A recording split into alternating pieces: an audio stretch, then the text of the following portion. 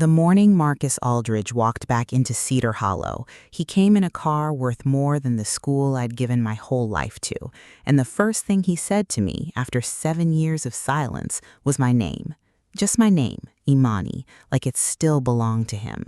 I hated how my heart answered before my pride could stop it. Because here's the thing nobody in this town knew.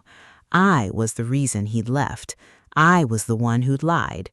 If you've ever loved someone enough to push them out of your life on purpose, stay with me. This one's going to ache before it heals. You should understand what kind of woman you're dealing with so you don't waste sympathy where it isn't needed.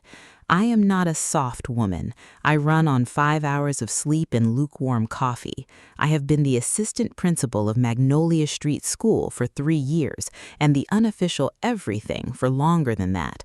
Grant writer, fundraiser, the one who stays till the custodian wants to lock up. My mother used to say I loved harder with my hands than my mouth, that I'd repair a thing before I'd ever tell you it was broken. She wasn't wrong.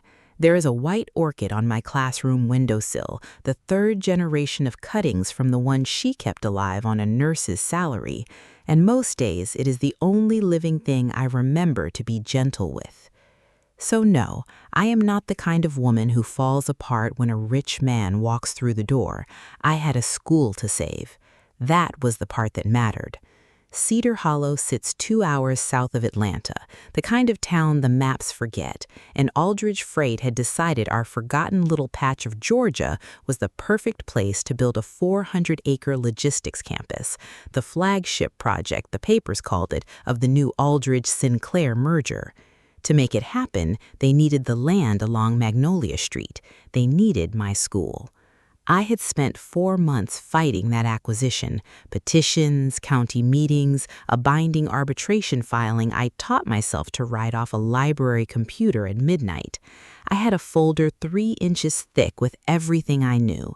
What I did not have, what nobody had told me, was that the man whose name was on the building, the man flying in to personally walk the site, was the boy I'd loved at 18 with my whole reckless heart.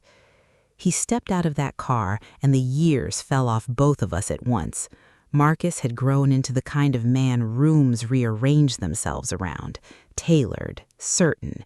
There was a hardness in him now that hadn't been there before, a way of looking at a town like it was a spreadsheet.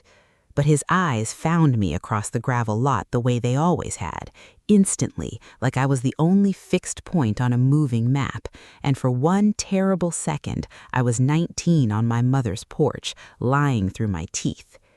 "Imani," he said, and then, because the years had taught him to be cruel, "You're still here. I would have bet money you'd be gone."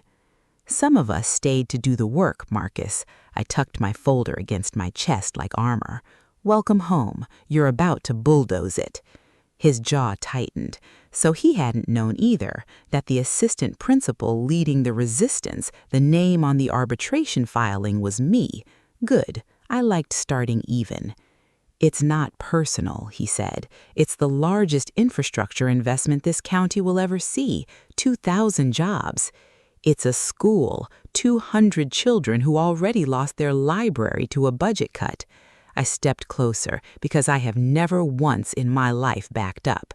"You, of all people, know what this place is when a kid has nothing else. Or did Atlanta charge you the memory at the door?" That landed. I saw it land, and I hated that landing it felt less like winning and more like pressing on a bruise we both still carried. He came to the town hall meeting that Thursday, which he had no business doing. Billionaires send lawyers. And he sat in the back in a $1,000 coat while I stood at a folding podium and made the case of my life. I was good. I am always good when I'm angry. It's the only time I let myself feel anything all the way. I laid out the numbers, the displacement, the alternative parcel out by the highway that Aldridge Freight had dismissed because it would cost them 8% more. When I finished, he was watching me with an expression I couldn't read, something underneath the arrogance that looked almost like grief. Afterward, he found me in the parking lot. The lights were buzzing. The air smelled like rain coming. "You've gotten dangerous," he said.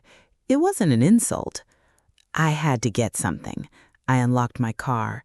You got rich, I got teeth. Imani, he said it differently this time, quiet, the way he used to say it under the bleachers when the whole world was somebody else's. Why'd you really do it back then? You told me you didn't love me enough to leave. I built, he gestured vaguely at himself, the suit, the empire, the absurd car. I built all of this trying to believe you. And there it was, the loop that had been pulling tight in my chest since his car door opened. The lie, the one I had told to set him free and never once taken back. I didn't take it back then either. I said, "It was a long time ago," I said, and drove home with my hands shaking on the wheel. Here is the truth I never gave him, the truth I'd buried under 7 years of grant bedlines and other people's children. The summer Marcus got the call from Atlanta, the internship, the scholarship, the door out of Cedar Hollow he'd been clawing at his whole life, was the same summer my mother's diagnosis turned from manageable into months. He asked me to come with him.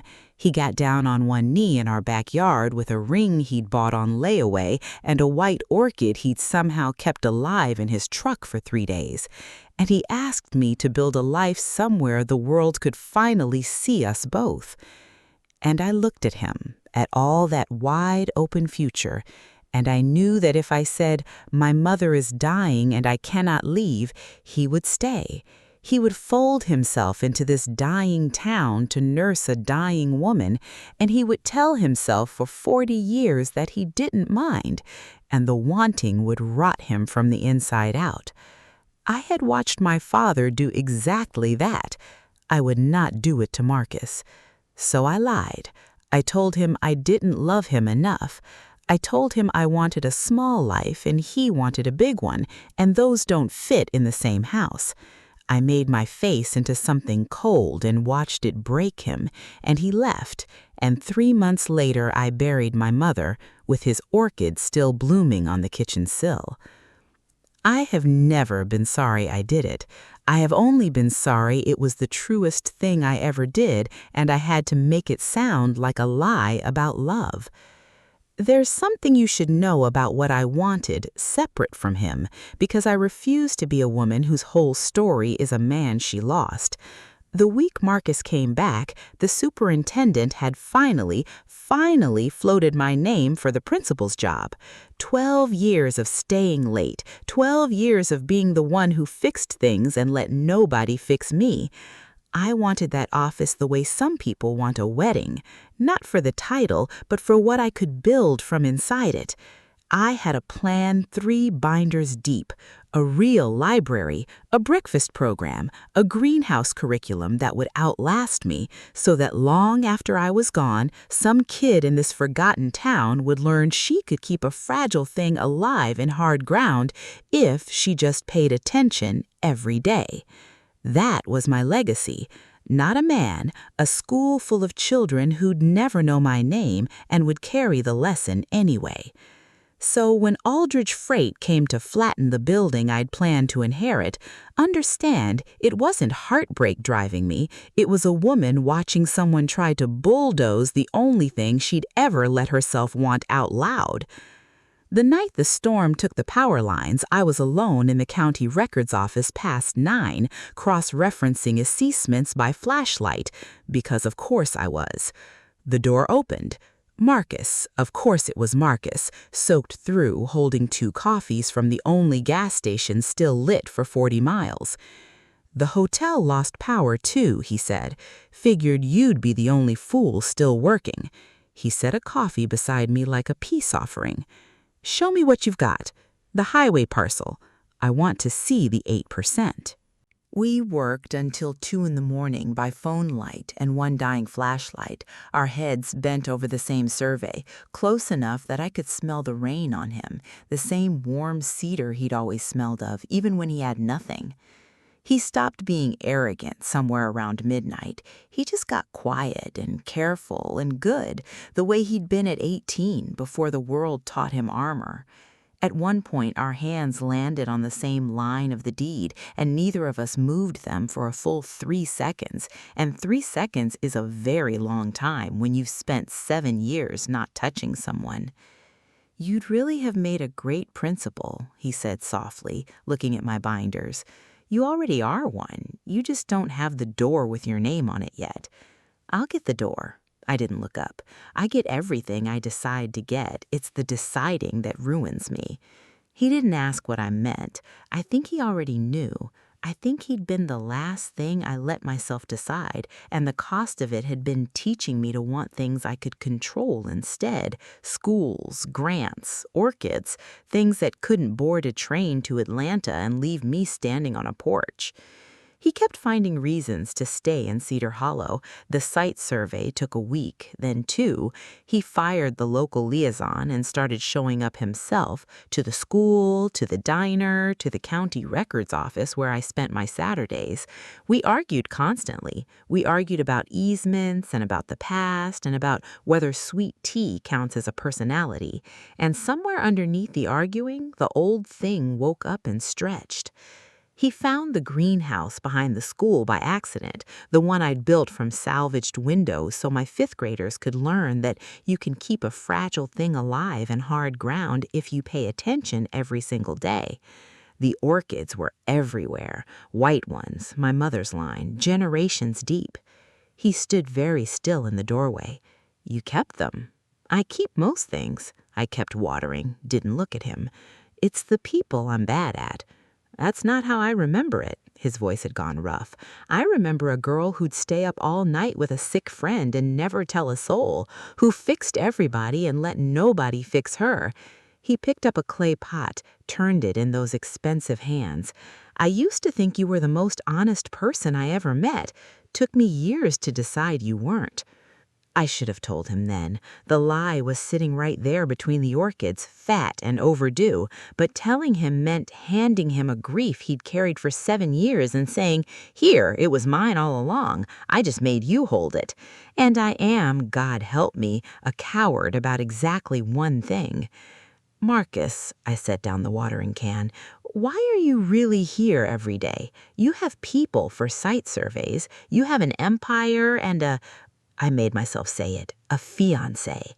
Because that was the other thing, Vivian Sinclair. The merger wasn't just companies, it was a marriage. The deal was sealed with an engagement, 2 dynasties becoming one, and the wedding date was set for autumn. It was in the business pages. It was the most arrogant, transactional thing I'd ever heard, and the worst part was, I understood it.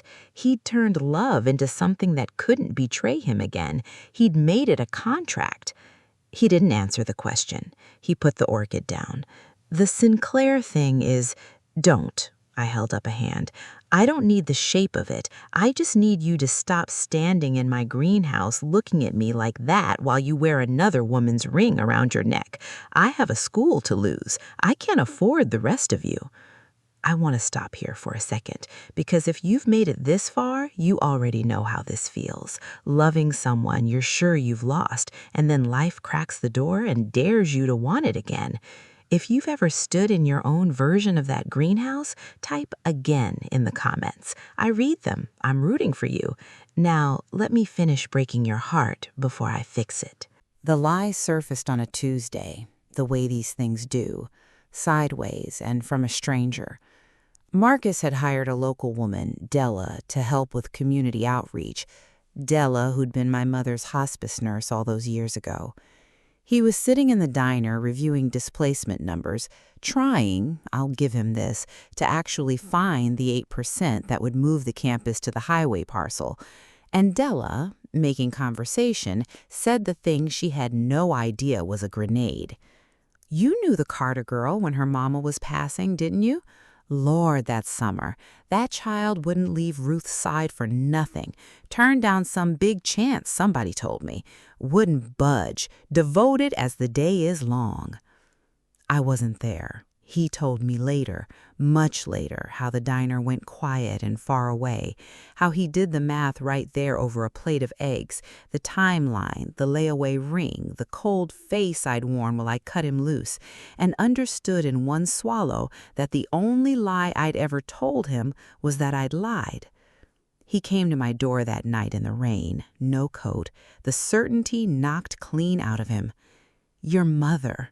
His voice wasn't steady. "She was dying that whole summer. When I asked you to come to Atlanta, Imani, she was dying, and you sent me away so I wouldn't stay and watch you bury her." I stood in the doorway and didn't let him in, because if I let him in, I would let him hold me, and I had survived 7 years on the strength of not being held. "I'd do it again," I said, and I meant it as the cruelest, kindest thing I owned. "You'd have stayed. You'd have shrunk yourself down to fit this town, and one day you'd have looked at me across a kitchen and hated me for the size of your own life. I loved you too much to be the thing that made you small. That wasn't your choice to make for me." He was crying, this hard, arrogant man, rain and tears, I couldn't tell them apart. "You don't get to decide what I could survive. You decided I was too weak to love you through the worst thing and called it a gift." "Maybe," my own voice cracked for the first time, "or maybe I was too proud to be loved what I was breaking. Maybe I've always been better at giving than getting, and it nearly killed me to need anybody, even you, especially you." I gripped the doorframe. "Either way, Marcus, it's done. You have a merger, you have a wedding in October, you have everything you built on top of the lie. Don't come back here and ask me to dig it up just so you can grieve it properly. I've been grieving it properly for 7 years." I closed the door. I want you to know I closed it gently, and then I sat against it on the floor until morning, and I did not call him, and I did not run after that car, because a woman who spent her whole life keeping fragile things alive knows you cannot save a thing by clutching it. I had my dignity. It was cold company, but it was mine. 2 weeks later, the engagement became a wedding announcement, official, glossy, picked up by the Atlanta papers, and then, humiliatingly, taped to the diner bulletin board by someone who thought I'd want to know. "Aldridge Sinclair to wed. Merger to close by year's end. Cedar Hollow campus breaks ground in spring." There was a photo. He looked like a man being sold. Vivian looked like a woman who'd read the contract he had. The whole town watched to see if I'd crumble. I did not give them the show. I filed my final arbitration brief that week, and on the same gray Friday the wedding announcement went up on the diner board, the superintendent called me into her office and offered me the principal's job, door, nameplate, the whole 12 years coming thing. Contingent, she said carefully, on the school surviving the Aldridge acquisition, which she did not expect it to. I took the job anyway. I said yes to a building somebody was trying to demolish because I am not in the habit of waiting for a man or a merger or a miracle to tell me what I'm allowed to want. If they tore Magnolia Street down, I would be principal of the rubble, and I would rebuild it brick by stubborn brick somewhere else. I went home, and I did not cry about Marcus. I cried about my mother, which is a different and older grief. And then I got up and grafted 4 new orchid keiki off the mother stem, and I taught my 5th graders how the baby plant grows right off the wound, how the breaking is sometimes exactly where the new thing roots. I told them it was botany. It was the only sermon I had left in me. What I didn't know, what nobody knew, was what Marcus did with those 2 weeks. He did not, it turned out, go back to Atlanta and marry his merger. He went to a board meeting on the 41st floor of a glass building where the Sinclair deal was waiting to be signed, the largest single transaction of his career. The campus, the marriage, the empire doubling overnight. And he stood up in front of all of them. I have this from Della, who had it from the driver, and he said he was killing the deal. Not renegotiating, killing it. No Sinclair merger, no marriage of convenience, no 400-acre campus on Magnolia Street. He'd move the operation to the highway parcel at the 8% he'd been pretending he couldn't find, fund it out of Aldridge alone, and take the hit to his stock price that came from a CEO who just walked away from the biggest merger in the sector and the bride who came with it. They told him it was the worst business decision of his life. He told them, and this is the part Della made me hear twice, that he'd already made the worst decision of his life 7 years ago by believing a girl who loved him too much to keep him, and he wasn't in the habit of making the same mistake twice. Vivian, for the record, did not weep into her champagne. She shook his hand. She had a foundation she'd rather run than a husband she'd never chosen. I think in the end, he set 2 people free. He came back to Cedar Hollow on a Sunday with no car worth more than my school because he'd traded the absurd one in. He came in a truck. He came to the greenhouse where I knew I'd be because I am where I have always been, paying attention to fragile things in hard ground. He didn't get down on one knee. There was no ring held up for a crowd, no speech for the cameras, none of the grand, cheap theater I'd half feared and half dreaded. He just stood in the doorway holding a single white orchid in a clay pot, roots wrapped in burlap, the most ordinary miracle in the world. "The campus moves to the highway," he said. "The school stays. I signed it this morning. Yours either way. That's not the part I came to ask about." He swallowed. "I gave up the merger, Imani, the deal, the marriage, all of it. Not as a gesture, because I finally understood what you tried to teach me in this room. You can't keep a living thing by squeezing it. You keep it by showing up, every day, paying attention." He set the orchid on the bench between us, exactly where the lie had sat. "I'm asking to show up, not to fix you. You don't need fixing, God, you never did. I'm asking if there's room for somebody who'll stay up all night with you when you're the one who's breaking. Because you don't have to do that part alone anymore. You never did. I just left before either of us learned how to let you be held." I looked at that orchid, the 3rd generation, or maybe the 4th. I'd lost count of how many times I'd cut a wound into the mother stem and watched something new root in the break. "You gave up everything," I said. My voice was not steady. I let it not be steady. That was the bravest thing I did that day. "I gave up the thing I built to replace you," he said. "Turns out it was a bad trade the first time, too." I crossed the room. I am not a woman who runs into arms. I have never once in my life backed up or rushed forward. But I closed the distance between us, slow and sure, the way you approach something you intend to keep alive. And I put my hand flat against his chest, where I could feel his heart going like a boy's under the bleachers. "Say it again," I told him. "The first part. My name." "Imani," he breathed it, like the only fixed point on a moving map. "Imani. I'm home." We were married the following spring in the greenhouse, the same week ground broke on the highway campus, and the same week Magnolia Street School added back its library with a quiet, unmarked endowment that everybody pretended not to know the source of. I wore my mother's pearls. He wore no tie because I told him he looked like a contract in one. My 5th graders lined the aisle, and one of them, solemn as a judge, carried the white orchid, the original line, my mother's, the impossible thing kept alive on a nurse's salary and a teacher's stubbornness through 7 years of grief and 1 good lie and 1 better truth. It bloomed that morning. It had been threatening to for weeks, and it chose, with the magnificent timing of all fragile things, that exact day to open. Marcus saw it over my shoulder during the vows and laughed wet-eyed and whispered the only word that mattered, the one the whole town would later swear they heard the orchid say back. Again.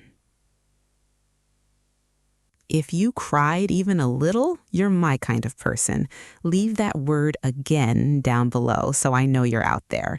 And stay close, because next time I've got a story about a runaway bride, a snowed-in cabin, and a man who swore he'd never fall a second time. Some flowers only bloom in the break. So do some of us. I'll see you when it opens.